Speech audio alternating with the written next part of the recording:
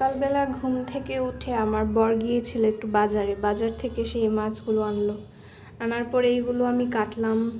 আর এই মাছটা আমি করব হচ্ছে দু পেঁয়াজা স্টাইলে। আমি দিয়ে দিলাম হচ্ছে এখানে পরিমাণ মতো নুন আর হচ্ছে হলুদ গুঁড়ো। এবার আমি মাছগুলোকে ভালোভাবে মাখিয়ে নিব। মাছগুলো ভাজা আমার কমপ্লিট। এখন আমি কড়াইতে পেঁয়াজ কুচিগুলো দিয়ে নেব। পেঁয়াজগুলোকে ভালোভাবে ভেজে নিতে হবে। পরিমাণ মতো পানি দিয়ে এতে দিব নুন, মরিচ গুঁড়ো আর হলুদ। এই মাছগুলোকে আবার একটু ভালোভাবে কষিয়ে নেব। এবার আমি মাছের ঝোলটা পরিমাণ মতো দিয়ে দিব।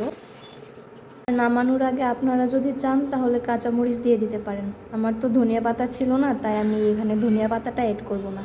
আশা করি ধনিয়া পাতাটি অ্যাড করলে তরকারির টেস্টটা আরও ভালো হতো। ভিডিওটি দেখার জন্য ধন্যবাদ সবাই।